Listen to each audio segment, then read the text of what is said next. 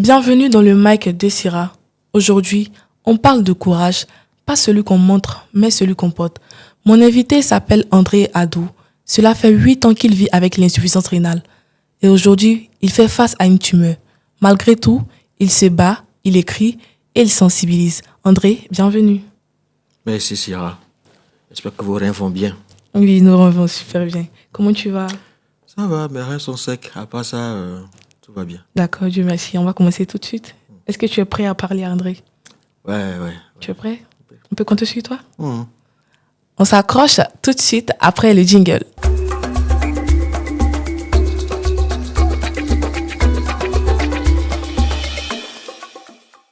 Alors, André, comment étais-tu avant la maladie? Qui étais-tu vraiment avant que tout ça ne commence? Comment tu te décris avec toutes tes forces et tes lumières? Déjà, merci. Merci à toute l'équipe. Merci à tout le monde de m'avoir invité aujourd'hui. Merci à vous particulièrement. Avant la maladie, j'étais un jeune jovial, passionné de sport, comme on dit chez nous, de Bacheli. Donc, étudiant à l'université Cocody, à temps partiel, je travaillais la nuit dans un bar, je gérais la lumière. Et entre ces deux boulots-là, bien entre ces deux vies-là, j'aimais Gbashi. Et après, je suis parti en Tunisie pour les études, où je me tapais 3 boulots pour pouvoir payer mes études. Et c'est en Tunisie, voilà, que j'ai appris que j'étais malade. Mais j'étais un jeu plein de vie comme tout le monde et tout, qui pensait même pas qu'un jour je pourrais tomber malade, quoi. Oh là là, franchement. Mais la première fois que tu as appris que tu étais malade, comment tu as vécu ça? Comment ta famille, tout le monde, comment tu t'es senti la première fois que tu as appris que tu avais la maladie? Est-ce que tu te souviens du jour? Comment ça s'est passé? Dans quelles circonstances et tout ça?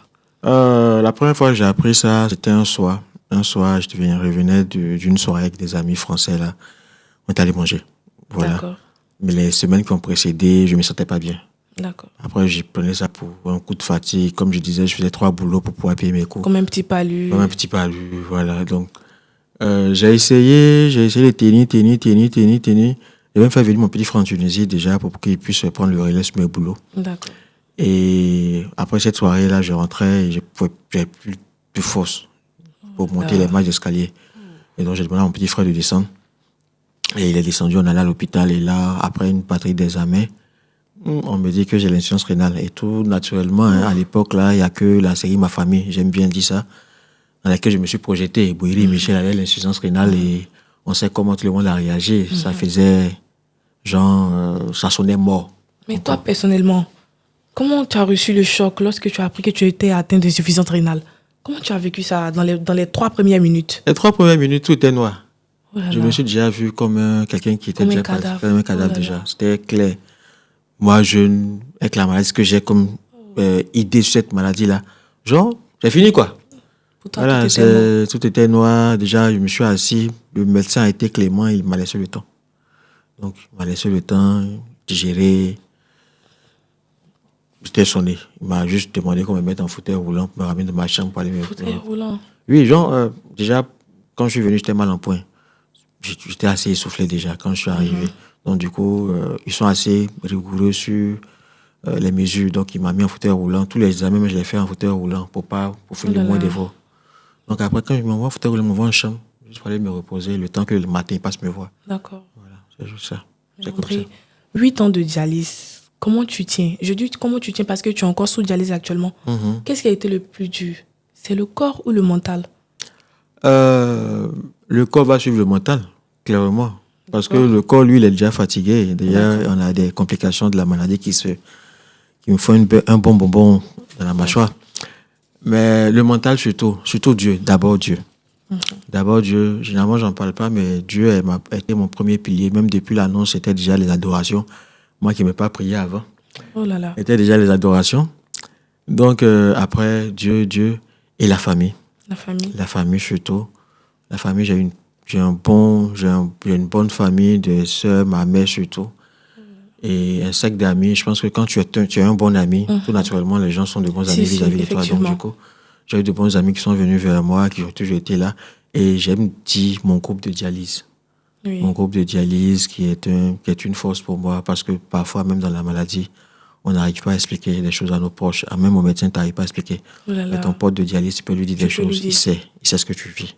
C'est ce qu'on a. Donc, ce sont eux-là qui me mettent D'accord, en André. jambe. Malgré tout, tu écris, tu sensibilises, tu te bats. En fait, qu'est-ce que tu veux transmettre au monde? Parce que on a appris aussi que tu écris des livres pour sensibiliser des personnes atteintes d'insuffisance rénale. Qu'est-ce que tu veux transmettre au monde à travers tes livres et tes activités, tes campagnes de sensibilisation? Je l'ai déjà dit, comme je l'ai dit dans mon D'accord, premier tu peux livre. présenter tes livres. Mon premier livre s'intitule Dialysé. voir. Voilà. Dialysé. Dialyser, ce n'est pas la fin. Et Ok. voilà. Et lui, c'est Dialyse sous les balles. C'est un plaidoyer. Dialyse sous les balles. Voilà. D'accord, André. Donc, dans mes livres, déjà, dialyse, ce n'est pas la fin, ça traduit tout. Ça, c'est mon histoire. D'accord. Mes 4 premières années de dialyse. Les 4 premières Mes années 4 de premières années de dialyse. dialyse et tout. Parce que D'accord. j'aurais aimé, quand je rentre en dialyse, j'aurais aimé qu'on me parle de la maladie. D'accord. Avant même que je rentre en dialyse, j'aurais aimé qu'on me parle de la maladie. Je suis très peureux. Hein. Quelles sont les difficultés même que vous rencontrez même dans l'insuffisance rénale? L'insuffisance rénale, déjà, on ne boit pas assez d'eau. Je suis limité à cette bouteille d'eau que vous m'avez donnée là, par jour. Parce que ce qui est méchant avec l'insuffisance rénale, c'est que le rein nettoie le sang et il produit l'urine. Donc, du coup, lorsque le rein est défaillant, plus d'urine. Après, on fait d'autres choses en dehors de l'urine. Hein. J'ai vu les hommes derrière la caméra commencer à serrer les visages. Oui. Madame me remercie beaucoup. Oh là là. On lui fait un gros coucou. Donc, André, Voilà, va continuer. donc, Qu'est-ce que tu veux transmettre au monde à travers tes livres? Voilà, à On travers continue les livres. rapidement sur la question. À travers les livres, je veux transmettre que déjà que dialyse, ce n'est pas la fin. Voilà, c'est une maladie. Comme toute autre maladie, il y a toujours plus pire que nous. Donc, dialyse, ce n'est pas la fin. Parce que l'idée d'entendre dialyse, généralement, il y a beaucoup de patients qui sont D'accord. partis parce qu'ils ont entendu D'accord, le on mot va poser dialyse. tes livres là. Ouais, il y a beaucoup qui ont entendu le mot dialyse et ils ont pris ça comme, voilà, alors que la dialyse, c'est un traitement. C'est un traitement. L'insuffisance rénale, déjà, est méconnue des Ivoiriens. D'accord. Il a fallu que je mette les réseaux sociaux pour en parler, pour que les gens... Ah bon. Voilà. Oh Donc, là du là. coup, c'est ce que je fais. Aujourd'hui, je sensibilise parce que j'aurais aimé que quand je rentre en dialyse, j'ai des informations, que j'ai des personnes qui me parlent de la maladie. Et après ça, je fais les campagnes de sensibilisation parce que ça, c'est une mission que je me suis donnée. Déjà, les réalités de la dialyse font que on a du mal à trouver du boulot. Donc, Oui. du coup, j'ai des choses que j'en parle dans le livre. Mais derrière ça, je vais un peu plus loin. Pourquoi venir sensibiliser après la maladie? Il faut sensibiliser avant la maladie. Donc, du coup, j'organise une campagne de sensibilisation. D'ailleurs, je porte le t-shirt Rendez-vous ivoirien du rein, le rire. Il définit plus ma personne. Donc, du coup, j'ai organisé une journée de sensibilisation. 2 journées de sensibilisation en plus même. Où je le fais au campus, là où il y a beaucoup de jeunes, parce que j'ai eu la maladie étant jeune moi-même. D'accord. Donc, du coup, je le fais au campus. Je dépiste. L'année dernière, on l'a fait au campus dans le mois de mars, le week-end de la journée mondiale du rein. On a dépisté plus de 500 personnes. J'ai D'accord. organisé un gala de charité. Et il y a eu des cas positifs? Oui, il y a des cas positifs. Encore ouais. le cas même qui était plus intéressant, c'est qu'il y avait c'était un jour de compo pour les jeunes au campus. Et il y avait une compo juste à côté de l'amphi bio, l'amphi A là. D'accord, d'accord. Ils ont pris un jeune. Il y a un boignon de jeunes qui sont sortis après la compo. On les a interpellés, venez nous faire dépister. Ah non, nous, ça va bien et tout. Donc, on a tapé 3, en les bébéillant un peu. Ils sont arrivés. Ils sont venus sans peau, ils ont pris là, ils ont fait le test et tout. Et on prend les valeurs d'un d'entre eux, d'un ou deux d'entre eux là. On voit que les valeurs qui sont élevées. On lui dit, ah, tu vois, tu rentres à la maison, bien pourtant. Tu ne saurais pas qu'actuellement tes valeurs d'urée et créatine sont élevées. Donc, le médecin l'a conseillé, tout ça et tout. Et puis, il est revenu, il fait ses examens. Le lendemain encore pour confirmer encore tout ça. Donc, on l'organise, on dépiste, et puis on a fait un gala de charité au riz, on a coté 2 millions pour aider les personnes encore, parce que la maladie appauvrit. Donc, on a aidé les personnes pour les soins de dialyse, on a financé des cathéters et fistules. Donc. À cette allure-là, tout le monde va aller se faire dépister. Hein. Ouais, franchement, parce qu'il ne faudrait pas que ça nous surprenne aussi. Non, ok, André, il y a des personnes qui nous regardent actuellement, qui souffrent peut-être en silence. Qu'est-ce que tu peux leur dire maintenant? J'aimerais que tu regardes cette caméra, juste à ma gauche. Tu parles à ces personnes qui souffrent peut-être d'insuffisance rénale dans le silence. Qu'est-ce que tu peux leur dire maintenant? Alors, je vous dirais déjà de suivre l'émission. Voilà, il n'y a pas que les dialysés qui viendront à cette émission-là. Il y aura d'autres personnes qui viendront raconter des histoires. Mais en termes de dialyse, si vous êtes sous dialyse, je vous dirais déjà prier beaucoup. Prier Dieu. Parce que même la vie, on la doit à Dieu. On tient aujourd'hui parce que Dieu nous soutient, sinon on ne vaut rien. On a d'autres amis qui sont partis, qui étaient dans les meilleures conditions que nous. Effectivement. Ils sont partis avant nous. Effectivement. Je vous dirais que dialyser, ce n'est pas la fin. Voilà. C'est pas qu'un thème, c'est une philosophie. Parce qu'après la dialyse, la dialyse, on a une bonne vie de couple. La dialyse, on travaille. La dialyse, on avance. C'est ce qu'on fait du mental qui fait que demain, on avance. je vous dirais que approchez-vous des anciens. Vous rentrez en dialyse, ne soyez pas dans votre coin.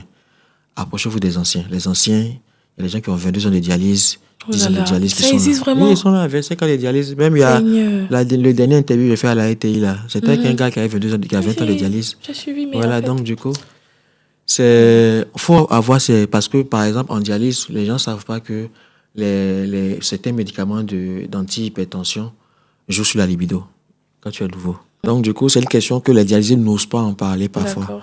Donc il faut en parler. D'accord. Ça arrive, même les bien portants. Savoir que l'anémie, par exemple, ça joue sur la libido, même si c'est bien portant. Un problème de cœur, ça joue sur la libido, en plus, à plus forte raison quand tu es malade. Donc du coup, il faut parler avec les anciens. On te dit, ah mon petit, j'ai essayé ça. Et puis quand tu as ta vie de couple comme tout le monde, ça va souvent être dans les mêmes qu'elle est bien portant. Ah oui. Ah, donc tu vois. Justement. Et pour revenir à cette question, votre chérie, comment elle vous prend avec la maladie que vous vivez? Elle est hypocrite, la fille là. Elle regarde mon visage comme ça. Elle a fait poupon sur mon bébé. Tout mon visage, là, il ne fait pas ici. Elle fait bisous là. Non, mais je vous dis que genre, elle accepte comme ça. Elle accepte vraiment la maladie. Avant elle, ceux qui ont lu le livre sont alors que j'ai eu une vie de... Voilà, une vie de jeune. Donc, pendant la maladie elle-même, donc, je l'ai rencontrée, elle est sans façon, elle comprend la maladie, elle sait que j'ai un état de santé fragile. Donc, elle sait que moi, je vais me profiter du temps. Donc, les histoires, les chichis, là, je suis pas dedans. Une histoire, il y a un truc qui te chiffonne, tu me dis, on règle, on passe à ça. Parce que je baigne dans un monde où la vie est fragile. Où aujourd'hui, tu ris à quelqu'un, demain, il s'en va. On a des amis on s'est laissé, on a une dialyse, et puis le lendemain, on ne s'est plus vu. Donc, je ne perds pas mon temps dans... Voilà, je ne perds pas mon temps dans les trucs inutiles, c'est ça. Je vis. D'accord, André. Merci beaucoup. Et André, actuellement, tu fais face à une tumeur. Mais la cagnotte avait déjà été lancée sur les réseaux sociaux. Et heureusement, on a déjà atteint un certain objectif pour la cagnotte pour vous. Pour votre opération, tout se passe bien.